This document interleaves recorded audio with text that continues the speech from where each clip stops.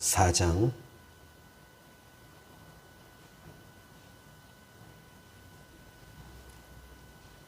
4절로 5절입니다.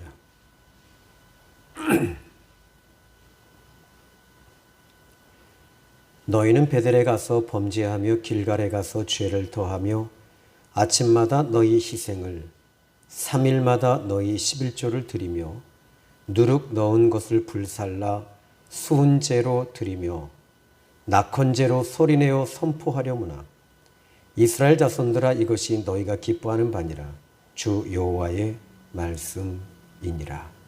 아멘. 자, 인간의 행복이란 도대체 어디에 있을까요? 행복의 기준은 어디에 맞추어야지 인간의 기준이 행복할 것일까요? 물질에 있을까요? 물론 이 돈이라는 부분은 우리가 삶에 있어서 정말 필요한 것 중에 하나입니다. 그리고 정말 필요합니다. 물질이 없을 때는 우리는 여전히 불행을 경험하게 되고 모든 것들이 삶이 녹록하지 않습니다. 그러나 이 물질에 대해서는 정확한 정의가 필요합니다. 왜냐하면 물질은 사람에게 행복을 주는 조건은 아닙니다. 물론 육체적으로는 이 물질적인 부분이 행복을 줄 수 있는 부분적 도구임에는 분명합니다. 세상을 이끌어가는 이 움직이는 힘은 분명 물질의 힘입니다. 돈의 힘입니다. 그렇지만 그 돈은 왜 돈이 필요한 이유가 어디 있냐면 사람의 삶의 자리에 있어서 이 돈은 유용하게 쓸 수 있고 활용할 수 있기 때문에 사람을 위해서 돈이 있는 것이지 돈을 위해서 사람이 쫓아가서는 안 된다는 것입니다. 그러나 행복의 조건이 어디 있는가로 수없이 많은 철학자들과 수없이 많은 인문학자들과 수없이 많은 사람들이 논의를 합니다. 행복이란 단어는 사람에게 있어서 사람의 삶에 있어서 가장 필요한 것들을 충족시키는 것이다 라고 이 한글 이 문학사전 또는 국어사전에는 이렇게 표기합니다. 그런데 이 철학사전에는 좀 더 다른 이야기를 합니다. 철학사전은 조금 더 이 인간의 행복에 대해서 철학사전은 삶의 존재에 필요한 것들을 그 필요한 것들을 추구하는 것 이것을 사고하고 사견하며 의지하며 생각하는 것을 충족시키는 것이 행복이다. 참 어렵게 얘기합니다. 그런데 여러분의 삶의 자리에서 모든 것들이 무너질 때 사람들은 대부분이 불행하다고 생각하고 불행하다는 것 자체에 포인트를 맞춰서 살아갑니다. 그런데 우리가 이 인간의 행복이라고 하는 이 부분을 정확하게 정의하기 위해서는 제일 먼저 사람이란 어떤 존재인가를 구분하고 사람이 어떤 존재이며 사람은 어떻게 시작이 되었는가를 생각해 봐야 합니다. 하나님께서 사람을 창조하셨습니다. 창조하신 목적은 아주 분명합니다. 그러나 이 창조의 목적은 하나님께서는 여전히 하나님의 형상, 이마고 데이라고 하는 하나님의 형상이 주어질 때 사람은 행복했던 것입니다. 그러나 하나님의 형상을 잃었을 때 사람들은 그 형상을 세상 것들로, 물질로, 환경적인 것들로 채우려고 부단히 노력하고 힘쓰고 몸부림을 칩니다. 오늘 저는 여러분에게 묻습니다. 여러분들은 행복하십니까? 그렇다면 그 행복의 조건이 어디 있다고 보십니까? 교회 나왔으니까 신앙이라고요. 교회에 있으니까 믿음이라고요. 그런데 14세기의 존 오웬 또는 이 존 오웬이라고 하는 신학자는 이 부분에 대해서 사람의 행복을 빼앗는 것 중에 하나는 역시 죄라고 그는 이야기를 합니다. 그는 이 죄에 대해서 두 가지로 구분해서 이야기를 합니다. 첫 번째는 이 죄는 절대적 죄가 있고 두 번째는 상대적 죄가 있다. 절대적 죄란 태어날 때부터 원죄 본죄이며 이것은 사람이 어찌 해볼 도리가 없는 절대적인 죄다. 그러면 상대적인 죄는 예수님을 믿고 있음에도 불구하고 이 예수님을 통해 구원을 받은 하나님의 사람들임에도 불구하고 그 죄는 아직 그 속에 잔존하며 해결해야 할 부분이고, 이 해결해야 할 이 부분 가운데 사람들은 몸부림치며 그 죄에 대해서 신음하는 것이다. 존 오웬은 이 부분에 대해서 성화론에 대해서 좀 더 정확하게 구분해서 이 죄에 대한 잔존하는 것들에 대해서 드러날 때 여전히 그는 이렇게 말합니다. 이 죄에 대해서 드러나는 것 자체는 하나님의 은혜이며 하나님의 은혜가 임할 때 그 죄는 드러난다라고 얘기를 합니다.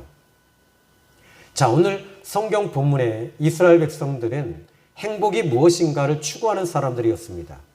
그리고 행복을 쫓아가는 사람이었고 축복을 쫓아가는 사람들이었습니다. 그런데 오늘 성경 본문에서 말하고 있는 이 아모스 선지자가 하나님의 말씀을 받고 그는 이스라엘 백성들을 향해 그들의 민낯을 철저하게 다 발가벗겨버립니다. 드러내버렸습니다. 그러나 그들은 절대적으로 그 죄가 드러나지 않았습니다. 그들 자체는 그 죄를 드러내려고 하지 않습니다. 그러나 아모스는 하나님을 만나면서 자기 자신이 드러나고 자기의 절대적 죄와 상대적 죄가 드러나면서 하나님 앞에 그는 신음하기 시작했고 고통하기 시작했으며 울부짖기 시작했습니다. 그는 분명 목동이며 목자였으며 또는 뽕나무를 배양하는 농사꾼이기도 했습니다. 그러나 그에게 가장 큰 행복의 조건은 많은 양과 많은 가축을 가지고 하나님 앞에 예배하며 행복하게 사는 것이 행복이라고 그는 이야기하지 않았습니다. 그는 하나님과의 관계성 속에서 하나님을 누리고 하나님을 경험하며 하나님의 마음을 품고 있는 것, 이것이 이 아모스 선지자는 이것이 행복이라고 말하면서 자기 자신의 민낯이 드러나면서 하나님 앞에 울부짖었고 하나님 앞에 흐느끼며 고통하기 시작했던 사람이 아모스 선지자였습니다. 그는 많은 학문을 배운 사람이 아니었습니다. 단지 그는 하나님의 말씀을 있는 그대로 이스라엘 백성들에게 말씀을 증거했고 증언했으며 왕 앞에서도 그는 강렬하게 말했습니다. 사람들은 그 메시지를 듣고 모두 다 한결같이 이 아모스 선지자를 향해 공격을 해옵니다. 그러나 그는 그들이 공격해 오는 모습에 개의치 아니하고 하나님이 앞에 자기 자신이 서 있다는 것, 그것을 그는 인생의 행복이었다라고 결론을 내리고 있었던 사람이 아모스였습니다. 자, 여러분, 오늘 이스라엘 백성들이 망하는 이유가 어디 있었을까요? 그들이 무너지는 이유가 어디 있었을까요? 그것은 여러분, 이스라엘이 무너지는 것을 아모스 선지자는 두려워하지 않았습니다. 이스라엘 백성들이 패배하고 이스라엘 백성들이 바벨론에 무너지는 것에 대해서 그는 두려워하지 않습니다. 그가 진정 두려워했던 것은 하나님 앞에 서지 못한 이스라엘 백성들이 가장 두려운 존재였던 것입니다. 여러분의 환경이 무너지는 것들에 대해서는 우리는 그리스도 안에 있는 사람들은 두려워하지 않습니다. 그 이유는 바로 그리스도 안에 비밀이 있기 때문입니다. 예수님 안에 살고 있는 사람들은 어떤 환경이 무너지고 망하고 깨지고 엉겨붙고 모든 것이 흩어질지라도 그리스도 안에 있는 사람들은 이런 것들에 대해서는 오히려 담대합니다. 그러나 그들이 죄를 짓고 그 죄가 자기 자신을 사로잡아 오는 것에 대해서 영적인 사람들은 두려워하며 근심하며 신음하며 괴로워하는 것이죠. 자, 그러면 수없이 많은 사람들은 이런 환경적인 문제를 가지고 하나님 앞에 나와서 매달립니다. 하나님, 이 환경을 풀어주십시오. 하나님, 이 환경을 열어주십시오. 그런데 하나님은 여러분들이 환경이 풀어져야 될 것에 대해서 여러분의 필요성을 하나님은 더 잘 알고 계십니다. 그러나 하나님은 진정 여러분에게 필요한 것은 하나님 앞에 서는 것이며 하나님 앞에 사는 것이 하나님이 가장 기뻐하는 것 중에 하나입니다. 자, 이 존 오웬의 책 가운데 한 부분에 그는 펠라기 아우구스티누스라고 하는 학자가 이 보스파니안 이 보스파니안인에게 그는 펠라기우스 파에게 두 통의 편지를 보냅니다. 두 통의 편지 가운데 그는 이 아우구스티누스는 이렇게 말합니다. 은혜는 인간으로 하나님의 사랑을 경험하는 것이다. 아주 굵직하게 그 이야기를 했을 때 펠라기우스 파들은 이 부분에 대해서 그들은 충격을 받게 됩니다. 하나님의 사랑 앞에 서는 것, 이것이 하나님의 은혜며 이것이 인간이 서야 할, 궁극적으로 쫓아가야 할 가장 중요한 것이다라고 얘기를 하죠. 오늘 본문에 이스라엘 자손들의 모습을 한번 생각해 보십시오. 그들은 이런 사고를 가졌습니다. 신앙은 신앙이고 내 삶은 내 삶이며 믿음은 믿음이며 내 사업은 내 사업이다. 그러니까 이중적 모습을 보이고 있었던 것입니다. 그들은 변화가 없는 삶을 살고 있음을 오늘 성경 본문에 하나님은 적나라하게 발가벗겨 버리십니다. 그들의 모습을 보면 그들은 철저하게 이중적 자세를 보이고 죄를 짓고 하나님 앞에 번제도 드리며 예배도 드리고 있습니다. 오늘 본문 4장 1절의 모습을 보시면 하나님을 믿는 사람이라고 하기에는 너무나도 이탈되어진 모습을 1절에 말씀하고 있습니다. 사마리아 산에 있는 바산의 암소들아, 이 말을 들으라. 너희는 힘없는 자를 학대했고 가난한 자를 압제했고 가장 남편에게 이르기를, 이건 남편에게 이르기를 술을 가져다가 우리로 마시게 하라 하는도다. 그러니까 당신은 내 삶이 필요한 것들을 채워서 돈을 벌어와라. 이것이 남편으로서 가장으로서 해야 할 일이다. 그리고 나에게 술을 마시게 해라. 나에게 내 삶의 윤택함을 채워달라. 이런 말입니다. 여러분, 무서운 말이죠. 그런데 여기 2절의 말씀을 보니까 이렇게 말합니다. 오늘 본문 2절의 말씀을 다시 한번 보시죠.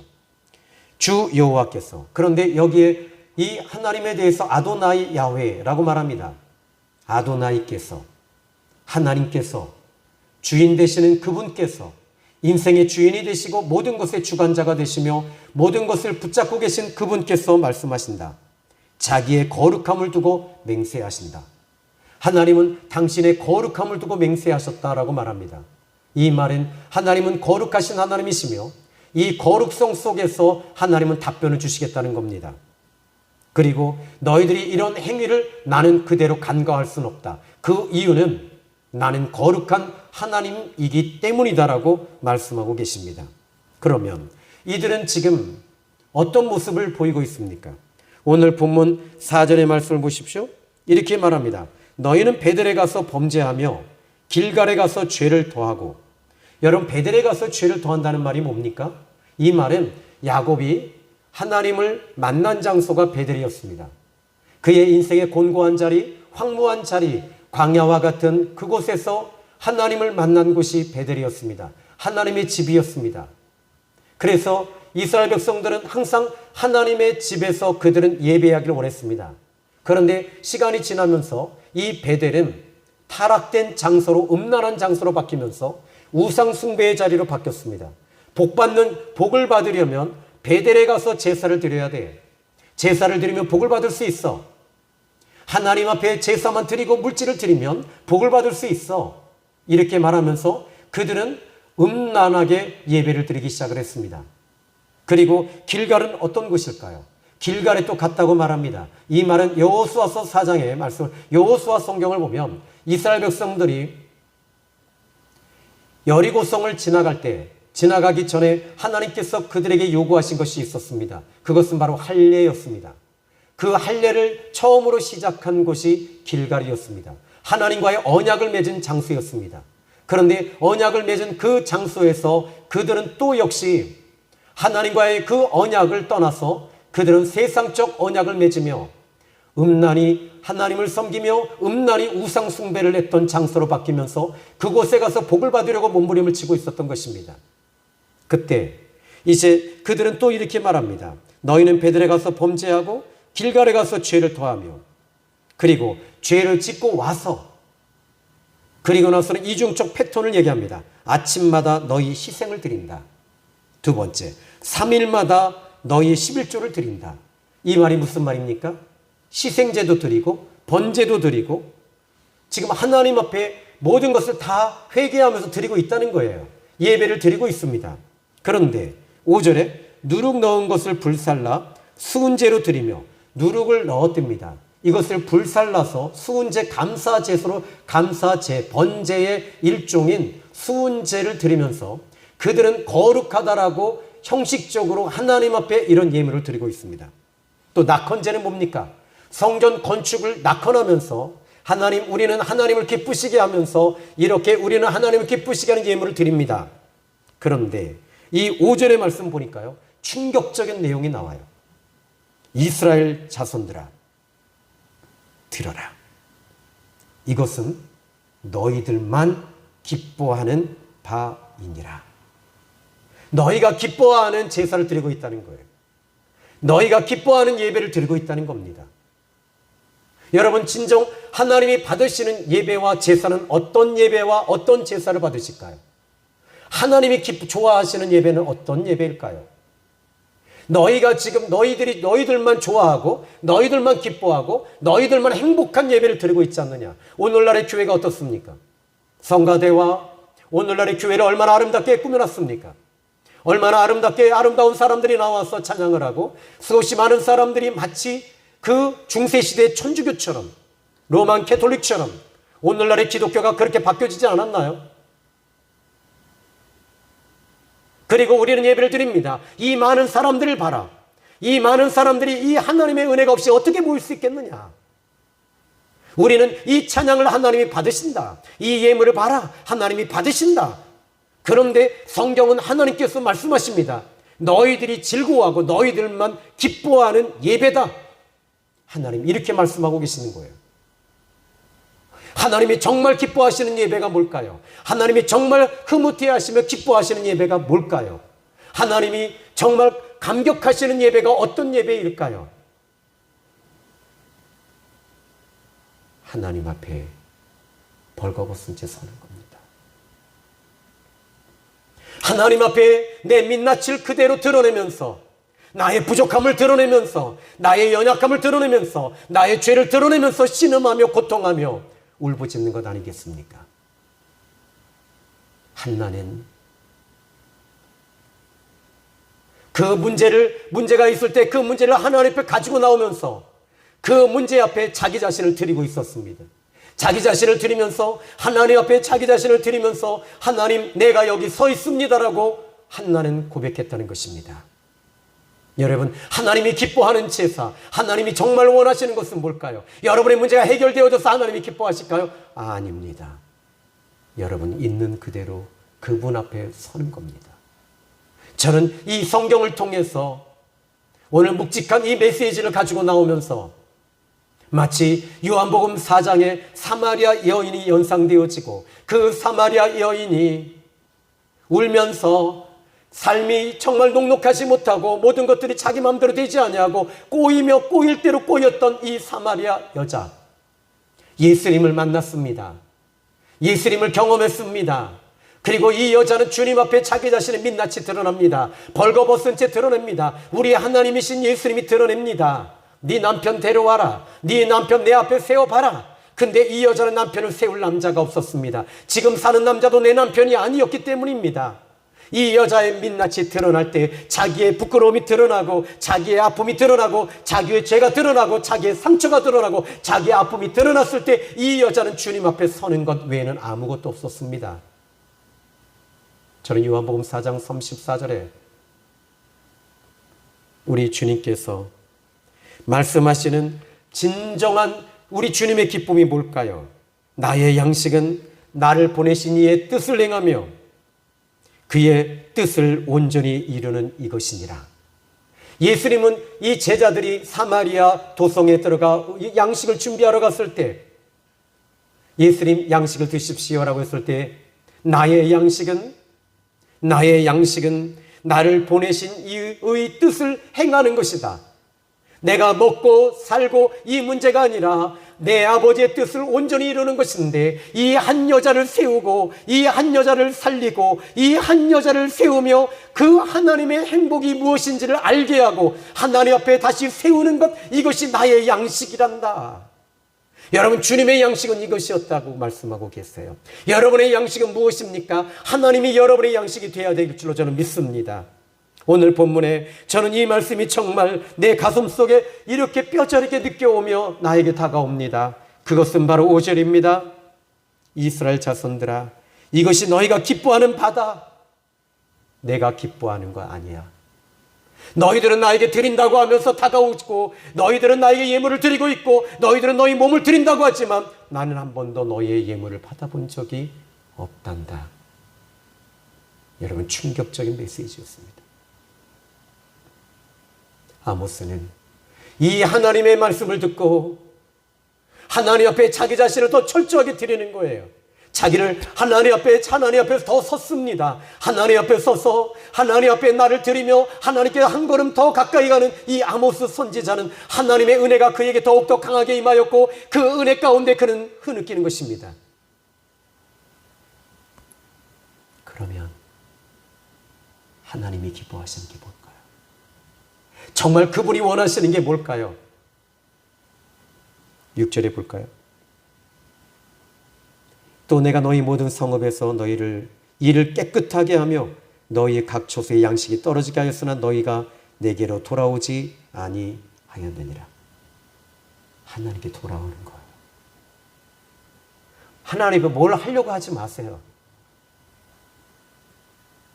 뭔가 하나님 앞에 뭔가 해보려고 하지 마세요. 그냥 하나님 앞에 서세요. 그냥 내가 힘을 주 가지고 뭘 어떻게 해보려고 하지도 마시고 그냥 아버지 앞에, 하나님 앞에, 삼위일체 하나님 앞에 그냥 서세요. 이걸 하나님이 원하시는 거예요. 예수님은요, 하나님 아버지 앞에, 예수님은 하나님을 가장 기쁘시게 드렸잖아요. 그죠? 우리 인정하잖아요. 예수님처럼 아버지 하나님 기쁘시게 한 분이 어디 있습니까? 예수님 힘을 줘가지고 하나님 아버지 앞에 기쁘시게 한 적이 있나요? 감사 예물 가지고 하신 적 있나요? 아니에요. 그냥 당신의 몸을 아버지 앞에 오픈하고 드리고 아버지의 뜻을 그냥 따라서 스텝 바이 스텝 아버지의 뜻을 따라서 그냥 걷고 계신 거예요. 하나님 아버지와 교제 나누며 하나님이 내 안에 계시고 내가 아버지 안에 있는 것, 이것이 예수님의 기쁨이고 즐거움이며 행복이었던 것입니다. 여러분, 우리 근본적으로 신앙생활 다시 해보세요. 정말 근본적으로 다시 시작해 봅시다. 정말 초대교회가 된다는 게 뭘까요? 성령이 임하니까 하나님의 마음을 알고 하나님 앞에 서는 거예요. 그리고 그리스도의 십자가의 복음이 모든 사람을 살리고 회복시킨다는 것을 그 사도들은 알았고 초대교회 성도들은 알았기에 그 복음을 위해서 목숨을 걸고 예수 믿어라, 예수 믿어라, 예수 믿으면 산다, 예수 믿어야지 당신이 삽니다, 예수 믿어야지 당신이 그 속에 있는 절대적 죄와 상대적 죄와 이 모든 것들이 처리되어질 수 있습니다. 하나님 앞에 민낯 앞에 설 수 있습니다. 하나님 앞에 돌아오는 것입니다. 유일한 길은 예수 그리스도입니다. 이것이 초대교회 성도들의 메시지예요.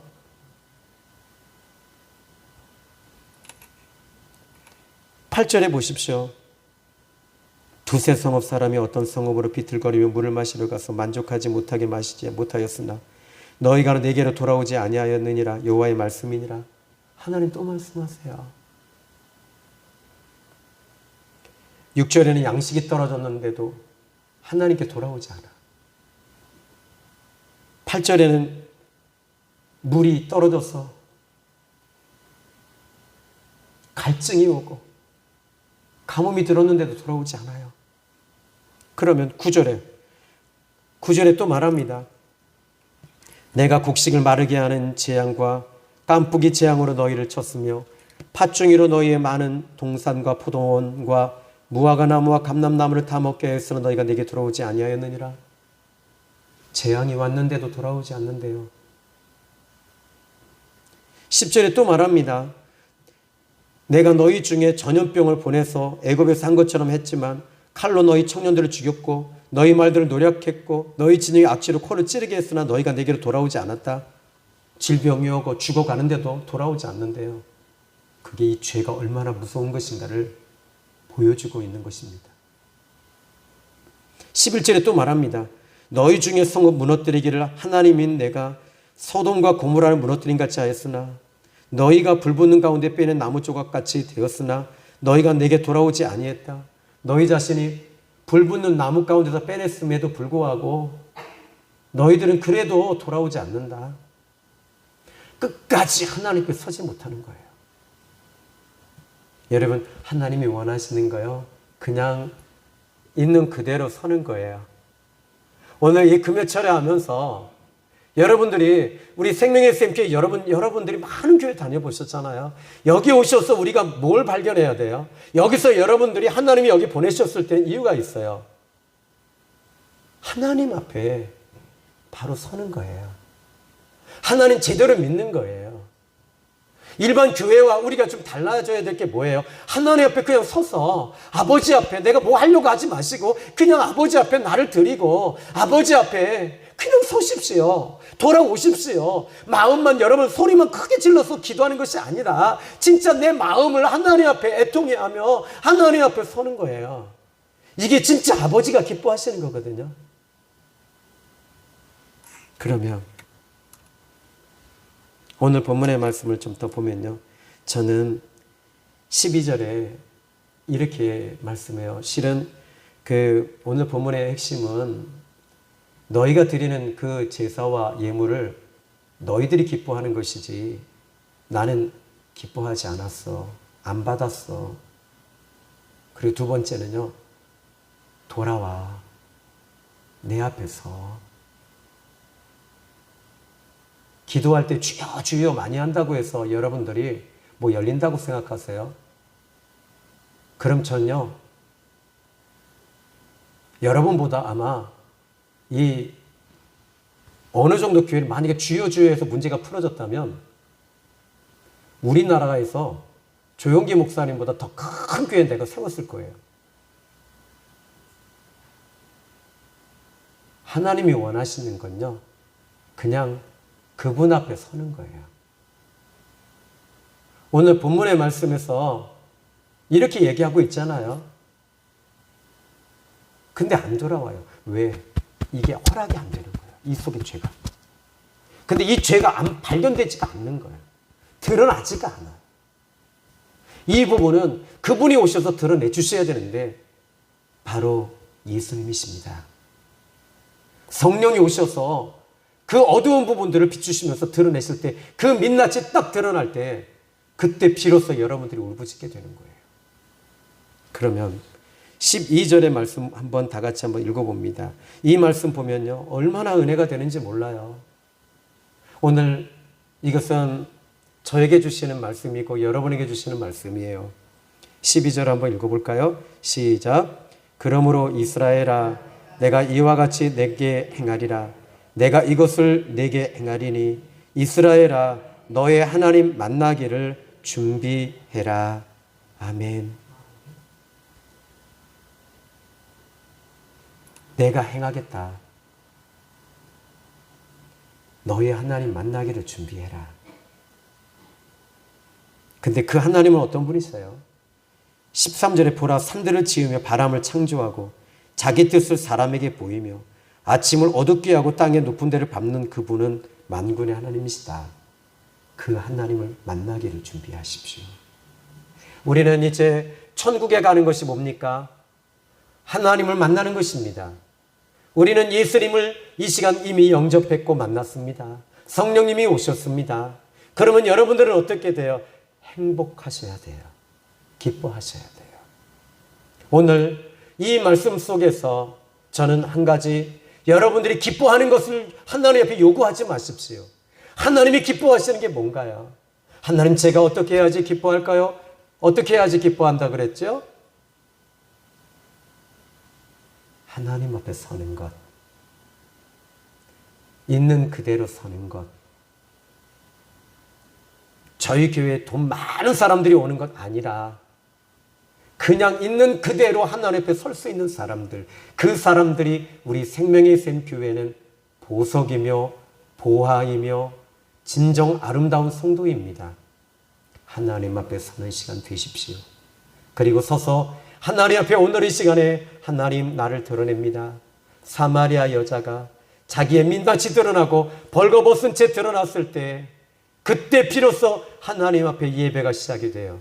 하나님은 영이시니 예배하는 자는 성령과 진리로 예배할지니라.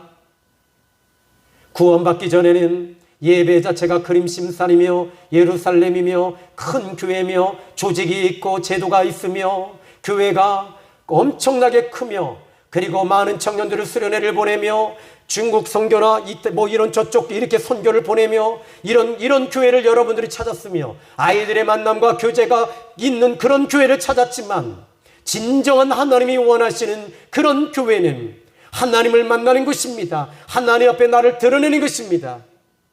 전에는 보이는 것, 전에는 내가 붙잡는 것, 화려한 것, 아름다운 것, 조직, 제도 이런 것들이었지만 이제는 그것이 아니라 하나님은 영이시니 예배하는 자는 성령, 진리로 예배하라. 하나님께 예배할 때가 오나니 곧 지금 이 시간이다. 네가 하나님을 지금 만나고 있지 않느냐? 너는 진정 행복한 사람이다. 너는 진정 지금 이 순간에 행복한 사람이다.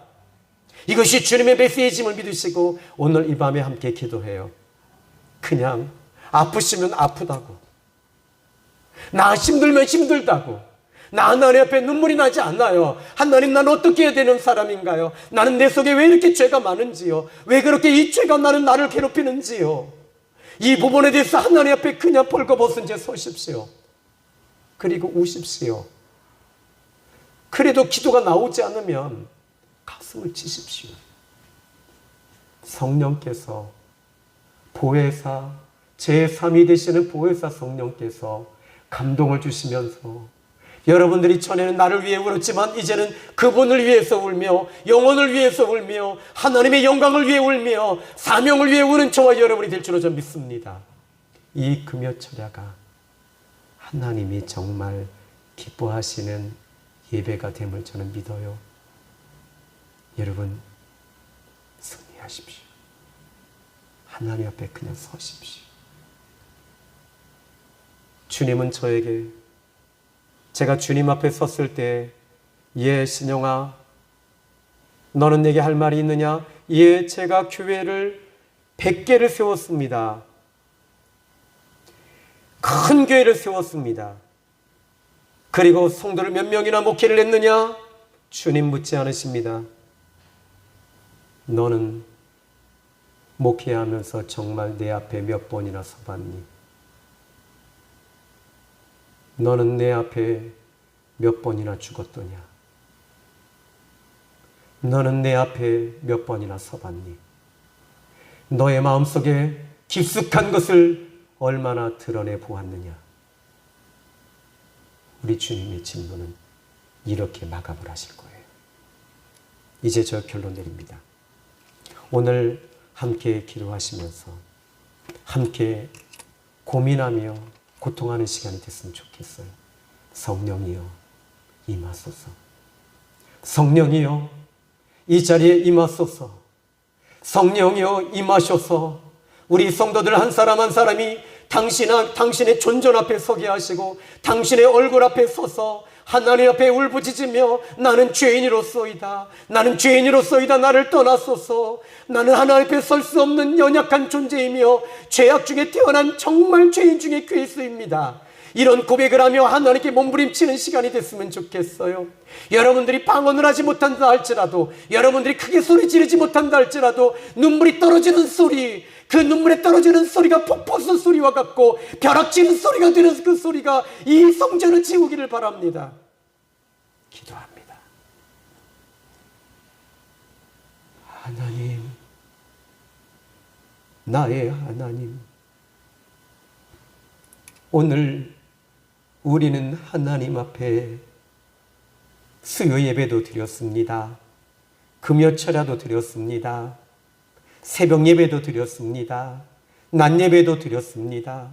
10의 하나도 드렸습니다. 감사 예물도 드렸습니다. 하나님이요, 정녕 원하시는 것이 무엇입니까? 나는 네가 나를 사랑하는 것이고 내 앞에 서는 것이란다. 오늘 본문의 말씀을 통해 말씀하신 믿습니다. 예수님의 이름으로 기도했습니다. 아멘.